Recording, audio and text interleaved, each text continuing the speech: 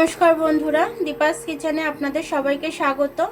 আজকে আমি চিংড়ি মাছ দিয়ে বাঁধাকপি তরকারি করব, সেটাই আপনাদের সাথে শেয়ার করব। বাঁধাকপিটা দিয়ে দেবো। বাঁধাকপিটা সেদ্ধ দিয়ে দিচ্ছি আমি, একটু জাস্ট হালকা করে একটু ভাপিয়ে নেব।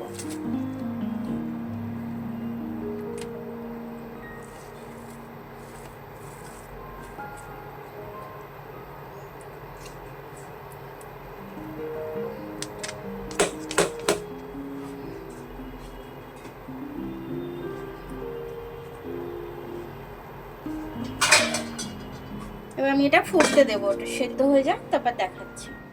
বাঁধাকপিটা ঢাকনা খুলে দেখে নেব। জলটা ঝেড়ে নেব। তেল গরম দিয়ে দিয়েছি, আমি একটু তেজপাতা ফোড়ন দিয়ে দিলাম এর মধ্যে। এবার আলুটা কেটে রেখেছি ছোট ছোট করে, আলুটা দিয়ে দেবো। আলু ভাজার মধ্যে একটু নুন দিয়ে দিলাম, একটু হলুদ দিয়ে দিচ্ছি। এবার আলুটা ভাজা হোক, ততক্ষণে আমি আদাটা এটা কেটে নিয়ে আসি। আলুর সাথে কিছু কড়াইশুঁটি দিয়ে আমি ভেজে নেব। এখানে আমি কাঁচা লঙ্কাটা আর এই আদাটা নিয়ে নিয়েছি, আর রসুনটা নিয়ে নিয়েছি, পেঁয়াজটা নিয়েছি, একটু মিক্সিতে পেস্ট করে নেব। আদা রসুনের পেস্টটা দিয়ে দিলাম আমি এর মধ্যে। পেঁয়াজ নিয়ে নিয়েছি মিক্সির গ্লাসে, পেঁয়াজটা বেটে নেব। পেঁয়াজের পেস্টটা দিয়ে দেবো। একটু হলুদ গুঁড়ো দিয়ে দিচ্ছি, এর জন্য লাল লঙ্কা দিয়ে দিলাম, একটু জিরে দিয়ে দিচ্ছি আমি, একটু ধনে গুঁড়ো দিয়ে দিলাম। জিরেটা একটু কম হয়ে গেছিল, আর একটু জিরে দিয়ে দিচ্ছি আমি। এবার মশলাটা আমি ভালো করে কষে নেব। এখানে এই চিংড়ি মাছটা নিয়ে নিয়েছি, এটা আমি মিক্সিতে একটু পেস্ট করে নেব। চিংড়ি মাছটা বেটে দিয়ে দিয়েছি, আর এবারে মশলার সাথে আমি খুব ভালোভাবে এটা কষে নেব।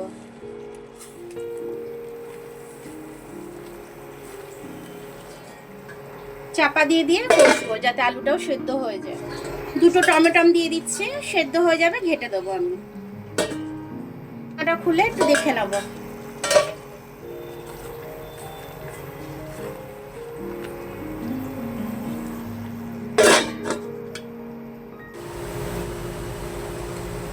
এবার এটা মশলাটা আমার কষা হয়ে গেছে।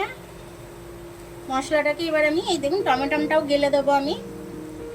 মশলাটা দিয়ে কোনো কাঁচা গন্ধ বেরোচ্ছে না। বাঁধাকপিটা সেদ্ধ করে রেখেছিলাম, বাঁধাকপিটা দিয়ে দিচ্ছি। বাঁধাকপিটা সেদ্ধ করার সময় নুন দিয়ে নিয়েছেন, এখন নুন দিয়ে দিচ্ছি, স্বাদ অনুযায়ী একটু নুন দিয়ে দিচ্ছি।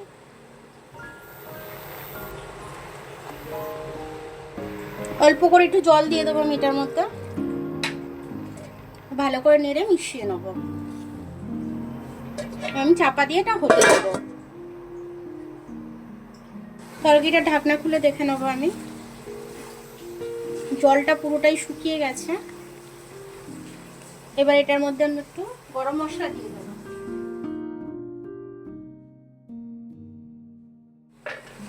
স্বাদটা ব্যালেন্স করার জন্য একটু চিনি দিয়ে দিচ্ছি।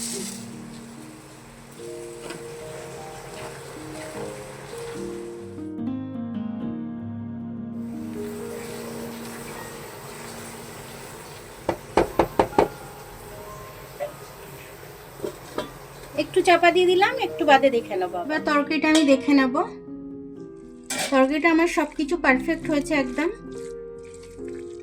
তরকারিটা আবার নামিয়ে নেব। দেখুন আমার বাঁধাকপির তরকারিটা খুব সুন্দরভাবে হয়ে গেছে। চিংড়িটা আমি একটু পেস্ট করে দিয়েছি, কারণ আমাদের বাড়িতে একটা বয়স্ক মানুষ আছে, তো উনি চিংড়িটা গোটা গোটা দিলে ওনার পেটে প্রবলেম হয়, তার জন্য চিংড়িটাকে আমি একটু পেস্ট করে দিয়েছি। তো তরকারিটা দারুণ খেতে হয়েছে, আর মজেওছে খুব সুন্দরভাবে। তো এরকমভাবে আপনাদের বাড়িতে যদি কোনো বয়স্ক মানুষ থাকে, এরকমভাবে করে খাওয়াবেন।